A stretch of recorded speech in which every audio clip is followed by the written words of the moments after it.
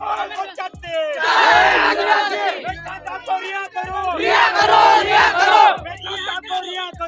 ऐसा नहीं है तो पुलिस प्रशासन दोषी है और उसे दोषी देते रहेंगे। हम लोग लड़ाई लड़ने के लिए तैयार हैं। हमें ये डर नहीं है कि हमारा भविष्य खतरे में है। जहां देश की जनता खतरे में है वहां हम अपना खतरे में डालने के लिए तैयार हैं। हम लोग मेश्राम साहब को रिहा करा के रहेंगे और उसके लिए तन मन धन और जान भी देंगे। अगर ये आंदोलन पुलिस प्रशासन के माध्यम से हिंसक बनाया जा रहा है और इसमें हमारी जान जा रही है तो हमारे आंदोलन को जरूरत ही बलिदान की थी। हम तो चाहते हैं कि हमको हमारा बलिदान जाए, हमको मारा जाए। अगर हमारे खून से ये आंदोलन में अगर नया रंग और नया रूप आता है तो हम इसके अपने भविष्य की चिंता नहीं करेंगे, अपने परिवार की चिंता नहीं करेंगे। हम इस आंदोलन के लिए बलिदान देने के लिए तैयार हैं। प्रकार से हाईकोर्ट ने 2 दिन पहले डिसीजन दिया और उस डिसीजन में कहा गया कि ये लोग दीक्षा भूमि के लिए लोग आते हैं और वही लोग वामन मेश्राम अपनी विशाल महारैली में लेके जाते हैं।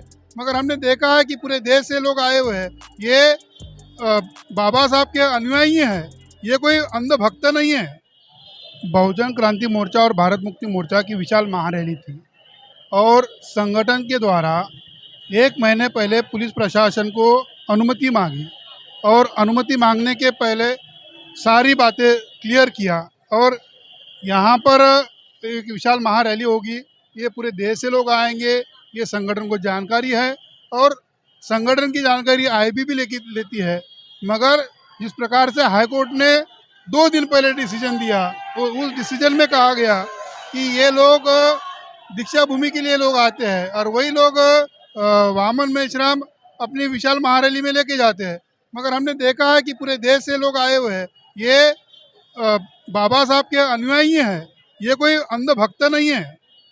जो अंधभक्त होते हैं वो जाते होंगे, दीक्षा भूमि पर जाते होंगे, मगर ये जो अनुयायी हैं ये वामन मेश्राम साहब ने जम्मू कश्मीर से कन्याकुमारी तक पूरे 31 राज्यों में अपना संगठन बनाया है। इस संगठन में एससी है, एसटी है, ओबीसी है और माइनॉरिटीज़ की जो है बौद्ध है, सिख है, जैन है, मुस्लिम है, सारे लोग इस संगठन में काम करते हैं। मगर जिस प्रकार से प्रशासन का रवैया रहा है, इस आंदोलन को आइसोलेट करना, इस आंदोलन को एक विशिष्ट जाति वर्ग के लिए बनाना, ये षड्यंत्र है, ये ब्राह्मणवादी षड्यंत्र है। आप बोल रहे हैं कि ये संवैधानिक तरीके से आंदोलन हो रहा है, लेकिन जो मनुवादी मीडिया है, मेन स्ट्रीम का मीडिया आज बता रहा है कि यहाँ पे दंगाई हुई है, यहाँ पर जो लोग हैं तोड़फोड़ कर रहे हैं, आरोप लग रहा है इस आंदोलन पर। कहीं पर भी दंगाई नहीं हुई है, कहीं पर भी तोड़फोड़ नहीं हुई है। मैं सुबह 10 बजे से यहाँ पे खड़ा हूँ, मैं लोगों की बातें जान रहा हूँ, समझ रहा हूँ, कहीं पर भी दंगाई नहीं हो रही है।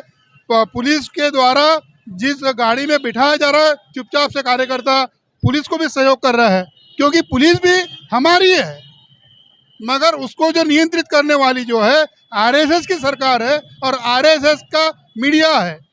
और जो अब कहा जाता है कि जो गोदी मीडिया है, हम तो उसको गोदी मीडिया नहीं कहते, उसको ब्राह्मण मीडिया कहते हैं।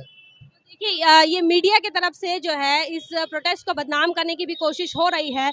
फिलहाल जो है इस महारैली के जो नेतृत्व कर रहे थे वामन मेश्राम जी, उन्हें सुबह ही अरेस्ट कर लिया गया है और अब लोगों में काफ़ी आक्रोश लग रहा है, लोग अपनी बातों को लेकर आ रहे हैं। आप बहुजन मीडिया से आते हैं, आप कैसे देखते हैं मनुवादी मीडिया ने जिस प्रकार से दुष्प्रचार कर रही है इस प्रोटेस्ट को लेकर? आपको क्या लगता है क्यों वो ऐसा करती है? ब्राह्मणवादी मीडिया, आप तो मनुवादी शब्द इस्तेमाल करते हैं, हम तो ब्राह्मण मीडिया कहते हैं। ये जो ब्राह्मण नियंत्रित मीडिया जो है और इस मीडिया के तहत ये सारा का सारा मामला दबाने की कोशिश किया जाता है। मगर बहुजनवादी जो मीडिया है, हमने देखा है कि बहुजनवादी मीडिया बड़े पैमाने पे सहयोग कर रहा है और ये लगातार सहयोग कर रहा है और इसी वजह से ये सारा मामला देश भर में खड़ा हुआ है। नहीं तो हमारी जो बातें हैं, जो हमारे एससी, एसटी, ओबीसी, माइनॉरिटीज के लोगों की बातें हैं, ये दबाने की कोशिश आज तक जो इलेक्ट्रॉनिक्स मीडिया है, जो ट्रेडिशनल मीडिया है, यानी प्रिंट मीडिया है, इलेक्ट्रॉनिक्स मीडिया, वो दबाने की कोशिश किया। मगर सोशल मीडिया और या बहुजनवादी मीडिया जो है ये उसे उजागर करने का काम किया है। सर, मैं ये इस मौके पर ये भी कहना चाहूँगी कि जैसे ये प्रोटेस्ट हुआ तो इस प्रोटेस्ट को एक तानाशाही के तरीके से दबा रहे हैं क्या? क्या आपको ऐसा लग रहा है क्या कि एक तानाशाही चल रही है? लोकतांत्रिक देश में प्रोटेस्ट करना या फिर बोलना, अपने विचारों को अभिव्यक्त करना, ये तमाम चीज़ें तो मूलभूत अधिकार में आता है, लेकिन वो चीज़ें आज नहीं हो रही है। इसको कैसे? आर्टिकल 19 जो अभिव्यक्ति का स्वातंत्र देता है, भाषण का स्वतंत्र देता है, संचार का स्वतंत्र देता है, लिखने का स्वतंत्र देता है। जैसे इस आंदोलन के लिए पूरे उत्तर प्रदेश, जम्मू कश्मीर, कन्याकुमारी, कर्नाटक, सारे देश से लोग आए हुए हैं। अब अपनी अभिव्यक्ति स्वातंत्र जो है, आज़ादी है, उसे दबाने की कोशिश लगातार हो रही है। ये आर्टिकल के, संविधान के बाहर हम कुछ भी काम नहीं करना चाहते। वामन मेश्राम साहब ने कल कह दिया कि जिस दिन हमारा कार्यकर्ता संविधान को विरोध में काम करेगा, हम उसे संविधान के विरोध में काम करेगा, उसे संगठन से हम बाहर कर देंगे। इतने हम संविधान पे मानते हैं, हम बुद्ध की विचारधारा को मानते हैं, हम अहिंसा को मानते हैं, हिंसा के कभी भी समर्थन नहीं करते। ये हमारे जो राष्ट्रीय अध्यक्ष है वामन मेश्राम साहब, वो लगातार बताते हैं और उसी तहत कार्यकर्ता काम करते हैं। जो ब्राह्मण मीडिया बताती होगी कि यहाँ पे दंगा हो रहा है, मारपीट हो रही है, कहीं पर भी नहीं है।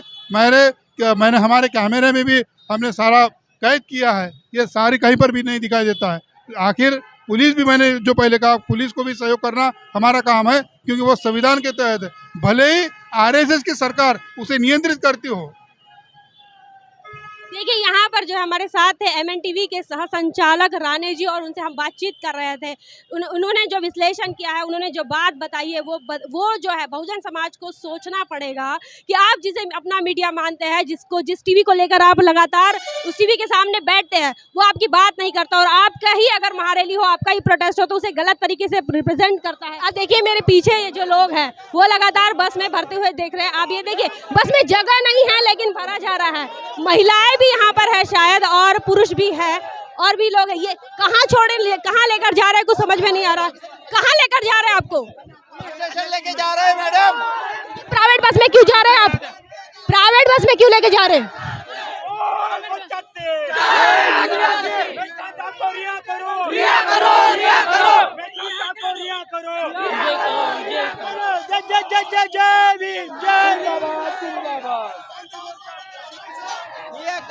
ये आजादी झूठी है।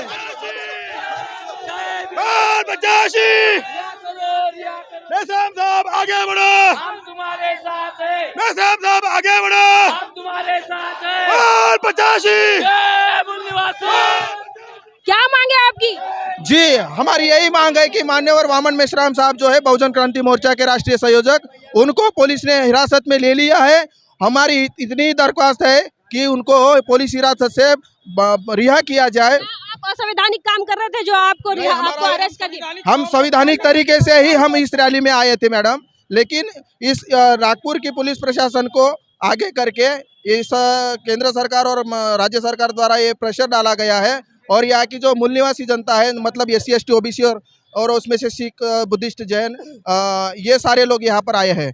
तो हमारी इतनी ही मांग है कि मेश्राम साहब को रिहा किया जाए, क्योंकि हम संवैधानिक तरीके से ही लड़ने वाले हैं बहुजन क्रांति मोर्चा की ओर से। महिलाएं भी यहाँ पर दिख रही है, क्या है आपकी मांगे, क्या कहना चाहती है? हमारी मांगे यही है मैडम, हमारी मांगे यही है कि वामन सर को रिहा कर दिया जाए, रिहा कर दिया जाए।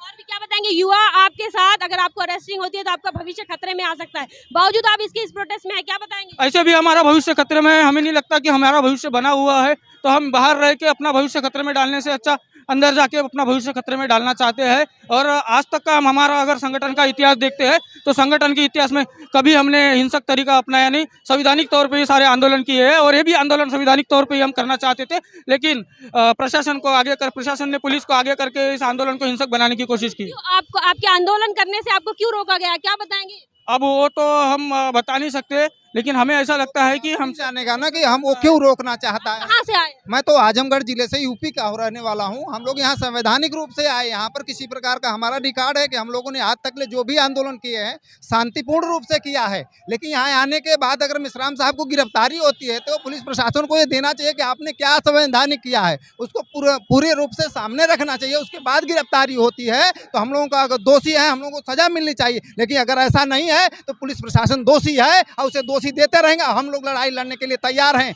हमें ये डर नहीं है कि हमारा भविष्य खतरे में है। जहां देश की जनता खतरे में है, वहां हम अपना खतरे में डालने के लिए तैयार हैं। हम लोग मेश्राम साहब को रिहा करा के रहेंगे और उसके लिए तन मन धन और जान भी देंगे। आजमगढ़ से आप आए हैं इस महारैली में शामिल होने के लिए? हाँ, रैली में शामिल होने के लिए। कितने लोग आए? हम लोग वहाँ से करीब 50 लोग आए हैं। आजमगढ़ जिले के सिर्फ सगड़ी तहसील से हम लोग 50 लोग आए हैं। अलग अलग प्रदेश से लोग इस महारैली में शामिल होने आए थे, क्या बताएंगे आज की ये जो प्रोटेस्ट थी वास्तविक में प्रोटेस्ट नहीं थी, लेकिन लोगों को गुमराह करने के लिए जो मीडिया का सहारा लिया गया, तो इस रैली को प्रोटेस्ट के रूप में वामन मेश्राम साहब को इनने अंदर डाले। हमारा नेतृत्व अगर अंदर है तो हमारे को नेतृत्व ने आदेश दे के रखा था कि पूरे रास्ते पे प्रोटेस्ट करो। हम नेतृत्व का आदेश मानकर यहाँ पर प्रोटेस्ट कर रहे हैं। वास्तविक में ये प्रोटेस्ट नहीं था, ये रैली ही थी। आप मांग कर रहे हैं रिहाई की? रिहाई की मांग इसलिए कर रहे हैं क्योंकि बिना कोई गुनाह दाखिल हुए इनको जेलों में डालते नहीं आता, फिर भी इन्होंने जेलों में डाले। लोगों को भी लेके जा रहे बस में भर के, क्या सोचते हैं?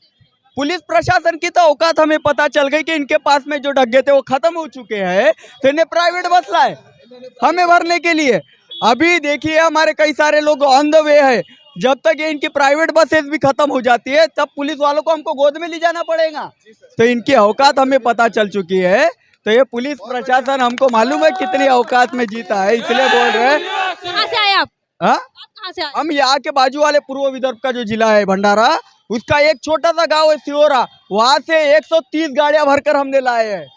और 30 गाड़ियों में ये आए हैं और युवा है, आपके भविष्य को खतरा है। अगर आप पर कोई भी देशद्रोह का इल्जाम यहाँ पर लग सकता है, आपको पता है SC के लोगों को लगातार नक्सलवादी या आतंकवादी घोषित करने में ये सरकार कहीं भी चूक नहीं रही है। ऐसे में डर नहीं लग रहा आपको? आपकी जान भी जा सकती है और आपका अगर बच भी गई तो आपका भविष्य भी खतरे में हो सकता है। अभी तक हमारे जितने भी आंदोलन हुए उसमें से एक भी हिंसक नहीं था। अगर ये आंदोलन पुलिस प्रशासन के माध्यम से हिंसक बनाया जा रहा है और इसमें हमारी जान जा रही है, तो हमारे आंदोलन को जरूरत ही बलिदान की थी। हम तो चाहते हैं कि हमको हमारा बलिदान जाए, हमको मारा जाए। अगर हमारे खून से ये आंदोलन में अगर नया रंग और नया रूप आता है तो हम इसके अपने भविष्य की चिंता नहीं करेंगे, अपने परिवार की चिंता नहीं करेंगे। हम इस आंदोलन के लिए बलिदान देने के लिए तैयार है। देखिए यहाँ पर ये एक जुनून दिख रहा है युवाओं में, उनको लग रहा है कि ये सेल्फ रिस्पेक्ट का मूवमेंट है और यहाँ पर बलिदान देने की ज़रूरत है, और इसीलिए लोग लगातार चले आ रहे हैं। उनको किसी भी पुलिस प्रशासन का डर नहीं, भय नहीं दिख रहा है। हालांकि इस प्रोटेस्ट को बदनाम करने की भी बड़ी कोशिश हो रही है। इस संदर्भ में आपका क्या ख्याल है, आप क्या सोचते हैं, कमेंट सेक्शन में जरूर बताएं। बने रहे दातिन पर। जय भीम, जय भारत। बहुजन विचारधारा को घर घर तक पहुँचाने के लिए हमारे YouTube चैनल को सब्सक्राइब करें, लाइक करें, कमेंट करें, शेयर करें और बेल आइकन की घंटी दबाना ना भूलें।